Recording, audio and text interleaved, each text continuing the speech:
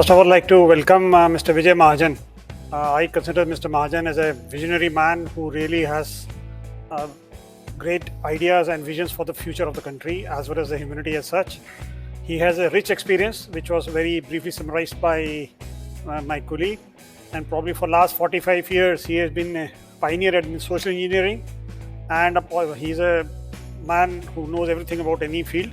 But today we will be talking about our topic is how entrepreneurship is important for the country. Sir, I will apologize for there being inconvenience in connecting due to some technical glitches. And I'm very thankful to you for finding time from such a busy schedule, which I understand you have with you. I just want to open the session with a small question based upon the rich experience you have in promotion of entrepreneurship in the country. I would like to know that how do you feel, how important is entrepreneurship for the growth or development of any country, specifically with case to the India.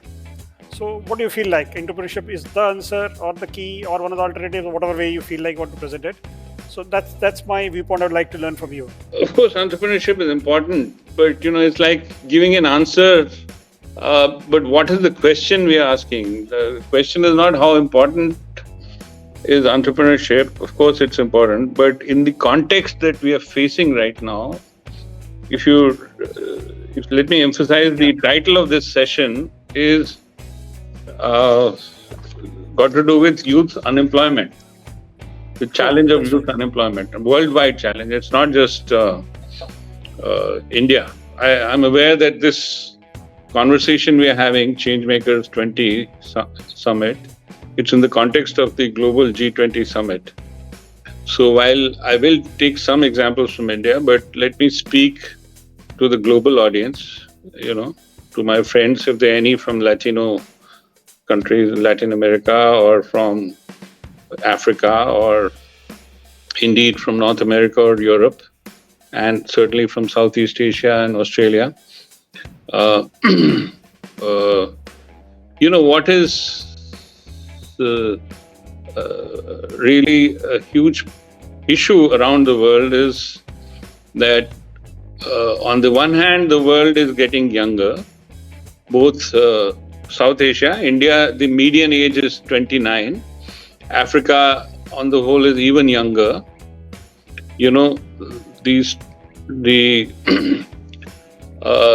We have literally billions of young people and children who will soon be young people.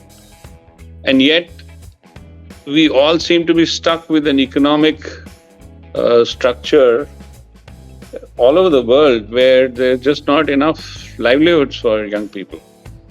So unemployment rates are of the young are often in the high 20s.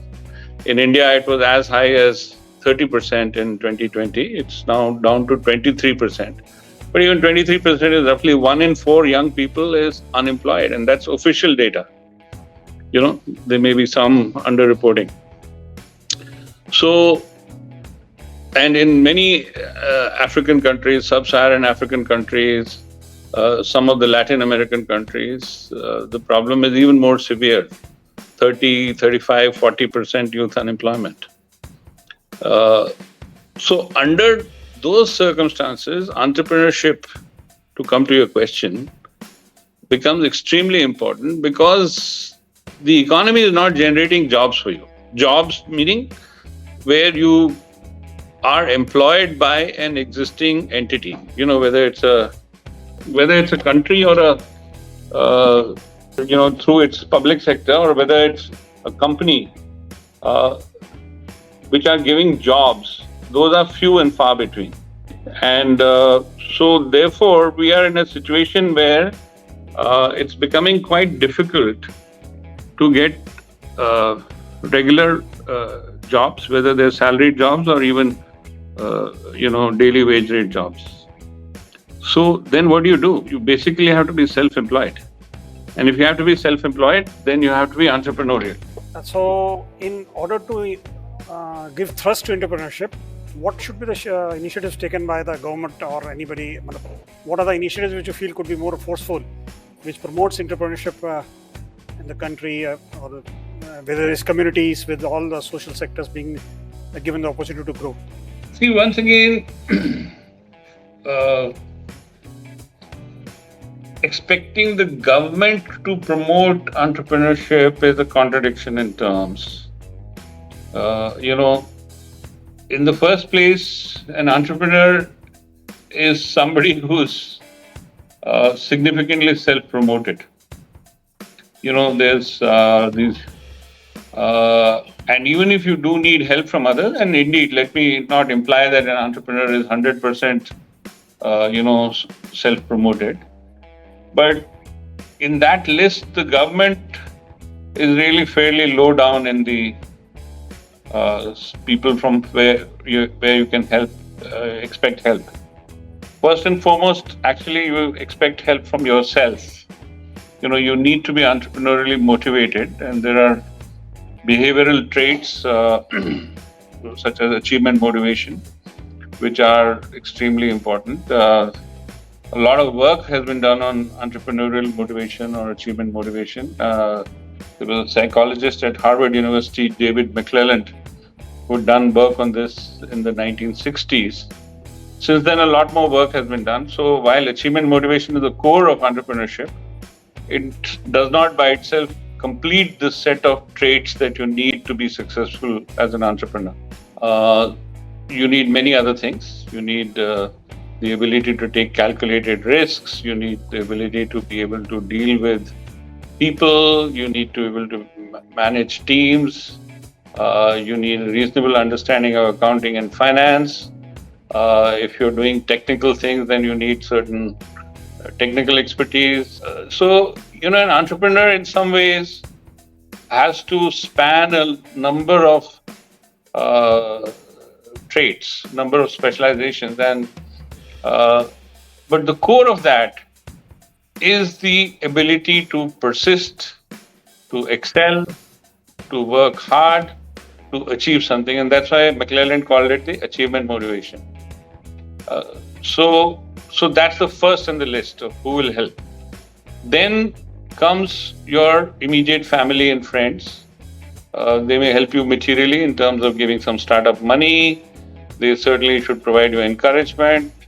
You don't want to be a member of a family where your parents tell you every day, hey, don't be stupid, go and look for a job, don't start your own business. What are you doing?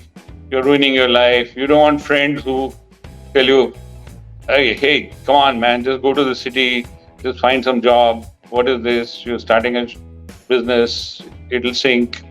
You want people around you who say, oh, it's great. Instead of sitting at home and just making applications online, you started some business. We need people like that. Then, of course, comes other agencies such as, specialized agencies, sometimes NGOs, sometimes government-sponsored agencies, which promote entrepreneurship. There are often startup incubators and so on. So they come next in the list. And then, of course, you need financial institutions, technical institutions who have to be supportive of entrepreneurs. So, at the end of it, Dr. Malhotra, what you need is a supportive ecosystem. Not one actor, but a full ecosystem is necessary for entrepreneurship to thrive. You just mentioned about achievement motivation. Yeah. Probably could you, for the benefit of the audience and the listeners, can you just throw more light on it? That how is achievement motivation linked to entrepreneurship or livelihood or something of that kind?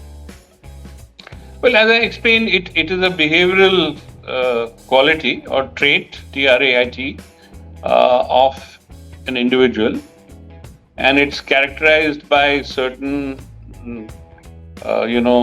ways of behaving, one of which is the ability to persist, for a period of time against all difficulties, the ability to set standards and pursue them, the ability to excel, and the ability to take calculated risks, and the ability to deal with the inner dynamics of success and failure, and yet persist.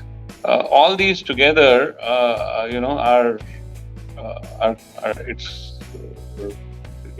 constitutes the achievement motivation, there are tools, psychometric tools by which you can measure them. Achievement motivation. The good news is that achievement motivation is not a fixed thing. That with certain training and certain experience and certain life experiences, achievement motivation can be enhanced. Which is why it's often said that third time entrepreneur is usually likely to be very successful. So failing once, failing twice. If you have achievement motivation, that is not failure. That is just learning.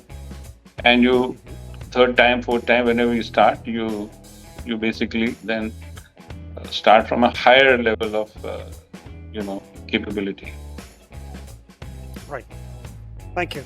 For our benefit, could you share some of the practical experience? You have, I think, done a number of innovations across the country in various states. So 2 or 3 initiatives which you took up and from where we all can learn that what led to its success or what are the cautions in that. One initiatives which you have practically grounded. That we'd like to listen from you, please. Yeah, so fairly recently, in the middle of COVID, as you know, in India, millions of people who were working in cities but were originally from villages, and usually they were from villages in certain Hindi-speaking North Indian states where there's a high density of population, not enough local livelihoods. They all had to return during the COVID lockdown to their villages, and at least at that time, they were not willing to go back to the cities. So the question is, what do they do? Not only had their income stopped, but there was no work when they were back home. So from the Rajiv Gandhi Foundation, in fact, with your help, Dr. Malhotra, we started this program called Rajiv Gandhi Foundation Ajivika Samvardhan Abhiyan, which is in English means livelihood promotion program, a campaign. And we worked with 50 micro potential or aspiring micro entrepreneurs from 30 districts, so 1,500 of them.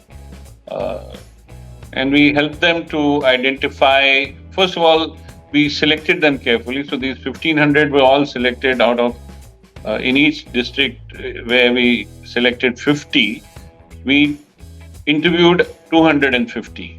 That is 1:5 was roughly the selection ratio. And the criterion for selection was that we will take people who had a higher achievement motivation than the others.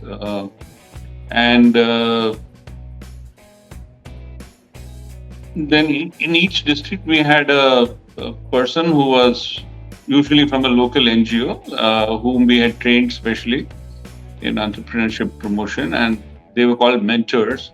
And the mentors would meet the aspiring micro entrepreneurs regularly, typically once a week in the initial months, and work with them on preparing a kind of a rough business plan.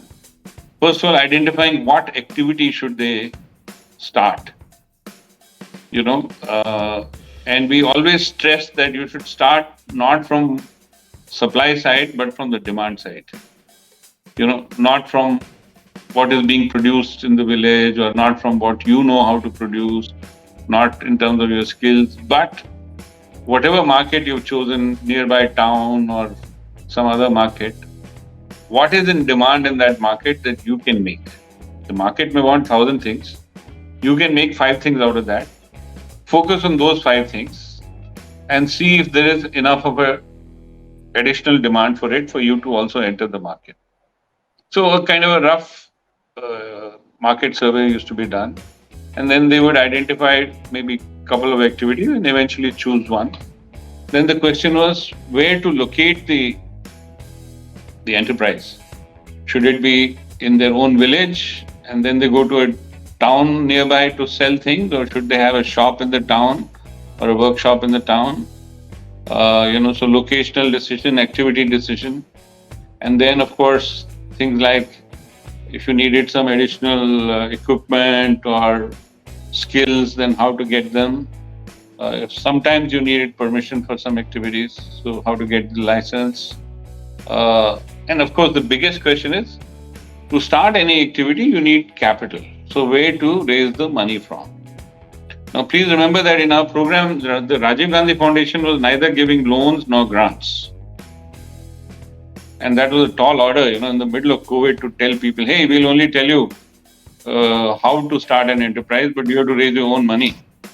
Half of them would just walk out from some of their own savings, plus their friends and family, plus in some cases, from in India, we have a large number of what are called self-help groups of women, from them, and then from microfinance institutions, and a few cases also from banks. So about half of them raise money from outside, and half only use their own resources, their own meaning, including themselves and their friends and family. But all of them brought in the minimum level of capital, which was on an average in US dollar terms about 250 to 300 US dollars, about in Indian rupee terms 25,000 to 30,000 rupees, and but that was enough to start a small or a micro enterprise. And once it gets going, then of course some surplus that gets generated can be plowed back. We know of many cases where people started with as small as amount as this one young man who started with money that he earned doing tuitions for kids. He earned about $30 in a period of 3 months. And he used that $30 to start a stationery business for the same kids. And then he, over a period of a year and a half, when I visited him some months ago, he had inventory of over $2,500. Starting from $30, so almost 80-fold, his business had grown in 18 months, all through the process of running the business smoothly. So there were lots and lots of such interesting success stories. But the key, as I said, was the achievement motivation. Many of them faced a lot of difficulties, but they did not give up. And the mentors, of course, helped them. But if we had not chosen the people with strong achievement motivation, I don't think we would have had a 91% success rate. Because 91% is the success rate that we measured in an impact assessment that was done 2 years after the program was started. So it showed that out of the 1,500 who had originally started, 91% were still running a business and were earning an income out of the new enterprise that they started. So this is one example, Dr. Malhotra. But we've done such things in my earlier organization, Basics. We've done similar work in many developing countries. We've worked in Papua New Guinea, we worked in Timor-Leste, we worked in Myanmar, Nepal. In Africa, we worked in Ethiopia, Tanzania, Mozambique. In Mozambique, we started what are called agribusiness centers, which were basically, like a store which would sell seeds, fertilizers, as well as agrochemicals. It would keep some basic agricultural equipment, and all this was owned by the community, but it was run by an entrepreneur. Because the entrepreneur did not have enough capital, so the community financed him. But the community did not manage the enterprise. So these agribusiness centers, we set up several of them in central and northern Mozambique. Right, sir. Yeah, that's. I just wanted to know. A lot of people are designing a lot of livelihoods programs across the globe. Keeping in view the experience which you have, what are 2 or 3 key points which you would advise anybody if one is on the drawing boards and trying to draw a livelihood program or employment program, what should be the caution which should be taken while drawing the programs? Can you just... There's a question from the attendee. Okay. This is Hilary Muniol. Hilary, which country are you from? Okay. She's talking about entrepreneurial skills is kind of initiatives that youths, women, local and indigenous people should be engaged through technological skills. Which strategies can be implemented to ensure that local communities can take charge of their livelihood to improve economy, considering local solutions to drive global impacts? First of all, to expect global impact from local livelihoods is a bit of a tall order. So let's be realistic. If we can just get local impact from local livelihoods, that itself will be big enough. What we should not do is that after our efforts, people are still unemployed or are not reliably employed. So as to which kind of livelihoods, local solutions, see, the existing economies are basically either what are called white collar jobs, which are most coveted, that is office jobs, service sector jobs, or they are what we call blue collar jobs, which is factories. And then there's what I call grey collar jobs, which is basically informal sector work. And large number of people have no collar at all. That is, they have no jobs, But now in the new way of thinking, there are first and foremost green jobs.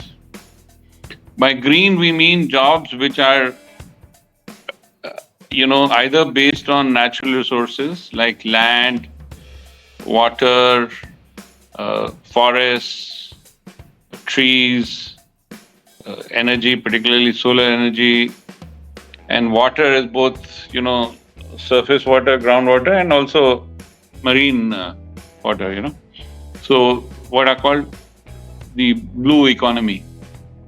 So the green and blue economy are the two natural resource based jobs, and large number of these jobs are there in rural and forested areas.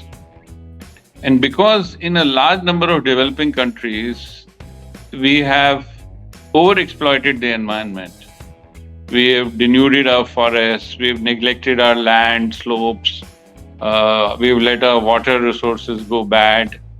So there's a lot of regeneration work required, reinvestment work required, and this where the government, of course, needs to invest. But it generates a large number of green and blue jobs. Then there are jobs in the, things like solid waste recycling, renewable energy generation. These are also all green jobs. They're part of the green economy. Basically, anything which leads to reducing or avoiding environmental degradation and pollution, those are all green jobs. Then there are a large number of jobs in the digital economy. As work becomes more and more digitized, whether it's in the financial sector, whether it is in other business services. And I don't mean digitally enabled jobs. I mean, these days, like right now, we are having a conversation which is highly digitally enabled, but none of us is working in the digital economy, But the people who are enabling this conversation to happen, the people who wrote the software for this talk to work, the people who are right now running the computer systems due to which this video call is happening, due to which 28 of you around the world are listening to this. Those are the digital jobs. Therefore, those kind of jobs which are behind the screen, so to say, there are millions of those jobs. Similarly, when we do transactions, financial transactions, digitally. In India, of course, we are now the global leaders in that.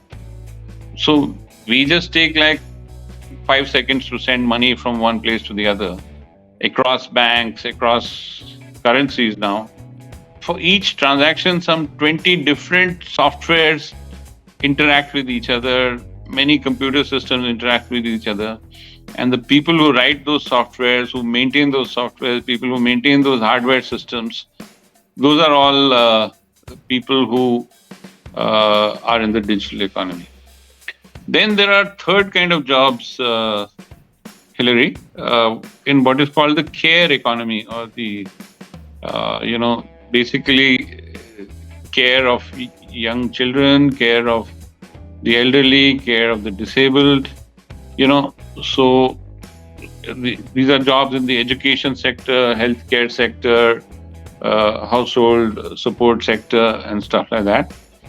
Again, there are a large number of jobs available in this. Then there is something known as the orange sector.